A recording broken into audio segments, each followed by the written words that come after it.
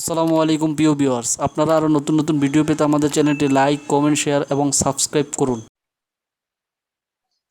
প্রত্যেকটা সংঘর্ষের সময় সে এই কন্টেনারে যদি সে থাকে তাহলে সে কি করে, এই এখান থেকে কি করে এখানে যায়, তাই না? এখান থেকে আবার এখানে যায়, তারপরে এখান থেকে এখানে এরকম সংঘর্ষ ঘটে, তাই না? এই সংঘর্ষের মাঝখানে যে পথগুলো আছে এটা কি হয় স্যার তার? হ্যাঁ হ্যাঁ হ্যালো, আসসালামু আলাইকুম স্যার। হ্যাঁ বলেন। বলছি স্যার, আমি একটা জানাজাতে আসছি স্যার, যদি আমার অ্যাটেন্ডেন্সটা একটু দিয়ে দিতেন। আচ্ছা, কারো কাছে বলে যান, হ্যাঁ ঠিক আছে। Okay. স্যার তখন আমি ক্লাসে ছিলাম স্যার। আচ্ছা আচ্ছা, তাহলে দেখেন এই যে এই সংঘর্ষের মাঝখানের পথটাকে আমরা বলছিলাম কি ফ্রি পাথ, তাই না? হ্যাঁ, এখন যদি এখানে এসে একটা সংঘর্ষ ঘটায়, তারপর এই মলিকুলের সাথে একটা সংঘর্ষ ঘটায়, তারপর এখানে একটা ঘটায়, তারপর এখানে আরেকটা মলিকুলের সাথে ঘটায়, আরেকটা এখানে ঘটায়, মিন ফ্রি পথ কিভাবে পাবো? আমরা যদি এই প্রত্যেকটা পথকে কি করি, অ্যাড করি, অ্যাড করে কতগুলো কলিউশন ঘটাইছে সেটার সাথে কি করি, ভাগ করে দিই, তাহলে আমরা কি পেয়ে যাব, মিন ফ্রি পাথ পেয়ে যাব, তাই না? তাহলে এখান থেকে যদি আসে এরকম যে মিন ফ্রি পাথ কি জিনিস, তাহলে আপনারা এই কথাটা বলে দিবেন। ওকে, এখানে সবকিছু লেখা আছে। এখানটায় দেখেন, এখানে আমি এটা ফিগারও ড্র করছি, তাই না? ফিগারটা কিরকম, যে এই মলিকিউলটা এখান থেকে, এই যে এখান থেকে যাত্রা শুরু করছিল, তারপরে এখানে বি মলিকিউলের সাথে সংঘর্ষ ঘটে যাচ্ছে, তারপর সি এর সাথে, তার মানে কি সে তার পুরা সময়ের মধ্যে এখানে একটা ফ্রি পাথ, এখানে একটা ফ্রি পাথ, এখানে একটা ফ্রি পাথ। তাহলে মেইন ফ্রি পাথ যদি আমি বের করতে চাই তাহলে কি করতে হবে, আমাকে এই ফ্রি পাথটাকে যোগ করতে হবে এটার সঙ্গে এটার সঙ্গে, তারপর কয়টা কলিউশন হয়েছে সেটা দ্বারা কি করতে হবে, আমাকে ডিভাইড করতে হবে, তাহলেই আমি পেয়ে যাব কি, মিন ফ্রি পাথ। ওকে, মিন ফ্রি পাথ পেয়ে যাব। এখন আমাদের এটা পুরোটা পড়ার সময় হবে না, আমরা একটা ছোট্ট বিষয় পড়ে ফেলি ফাঁক দিয়ে, সেটা হচ্ছে ডিগ্রিজ অফ ফ্রিডম কি জিনিস।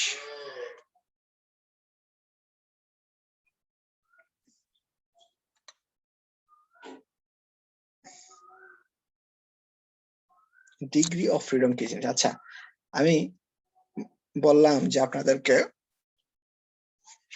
একটা একটা আমাদের প্রত্যেকের রুম আছে, আমরা রুমের মধ্যে একটা কর্নারে দাঁড়ালাম, রুমের একটা কর্নারে দাঁড়ালাম, এই হচ্ছে আমাদের রুম, তাই না? এই রুমের এই কর্নারে আমরা দাঁড়ালাম। ওকে, তারপর একটা মার্বেলকে আমরা আমাদের ফ্লোরের মধ্যে ছেড়ে দিলাম, সে মার্বেলটা এখানটায় আছে। এখন এই মার্বেলটা কোথায় আছে, অর্থাৎ কতটুকু দূরে আছে, এটা আমরা কিভাবে বের করতে পারি?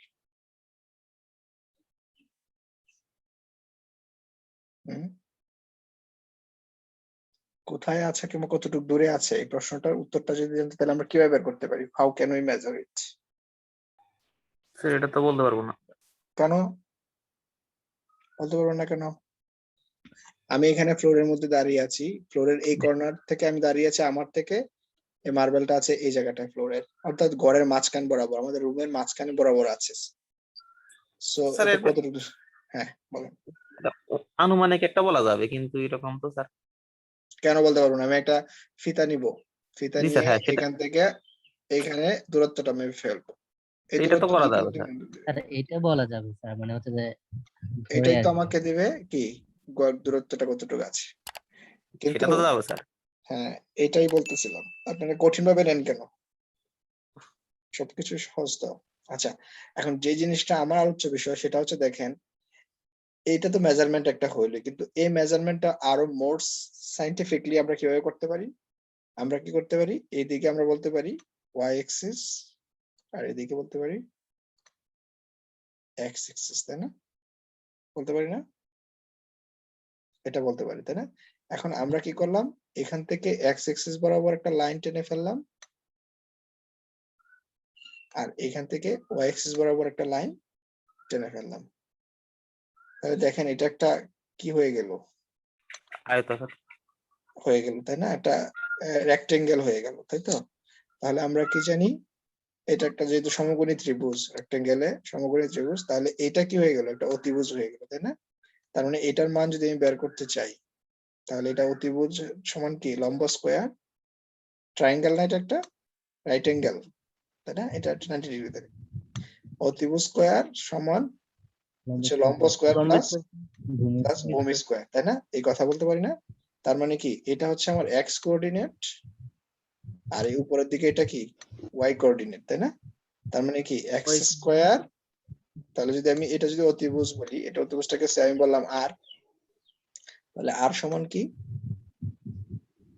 আর আর স্কোয়ার সমান r square equal x plus y square এইটা তাই না জি ওকে স্যার অর্থাৎ এই যে জি স্যার এই যে এই মার্বেলটা কোথায় আছে এটাকে যদি আমি বের করতে চাই তাহলে আমাকে কি জানতে হবে এক্স জানতে হবে এক্স এর ভ্যালু কত আর ওয়াই এর ভ্যালু কত তাই না অর্থাৎ এই দুইটা বিষয় হইলে কি করতে পারি আমি প্রিসাইসলি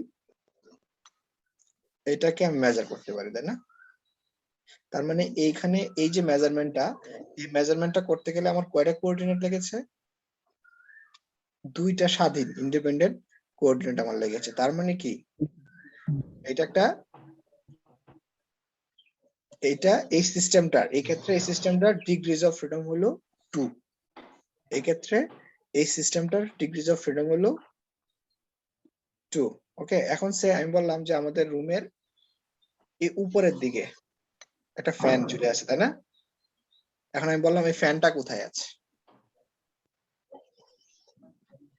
ফ্যানটা এই জায়গাটায় আছে এখন আমি বললাম যে ফ্যানটা কোথায় আছে যদি মেজার করতে যান তাহলে আপনাকে কি করতে হবে আমাদের প্রথমে ফ্যানটা থেকে আমাদের ফ্লোরের মধ্যে কি করতে হবে একটা লম্ব টানতে হবে তাই না উচ্চতা এই দূরত্বটাকে বললাম আমরা জেড তাই না আর এখানে এক্স ওয়াই কি আগে থেকে আমার জানা আছে তাহলে আমি যদি এখানে একটা জেডটাকে অ্যাড করে দিই তাহলে কি পেয়ে যাবো ফ্যানটা কোথায় আছে তাহলে এই ক্ষেত্রে কয়টা জিনিস আমার জানা লাগতেছে এই ফ্যানকে ডেসক্রাইব করার জন্য তিনটা তার মানে তার ডিগ্রিজ অফ ফ্রিডম হলো কত 3 অর্থাৎ কোন একটা সিস্টেমকে যদি আমি ডেসক্রাইব করতে চাই তাহলে মিনিমাম যেটা ইন্ডিপেন্ডেন্ট কোঅর্ডিনেট আমার লাগবে মিনিমাম সেটাই হলো তার ডিগ্রি অফ ফ্রিডম বুঝতে পারলাম কি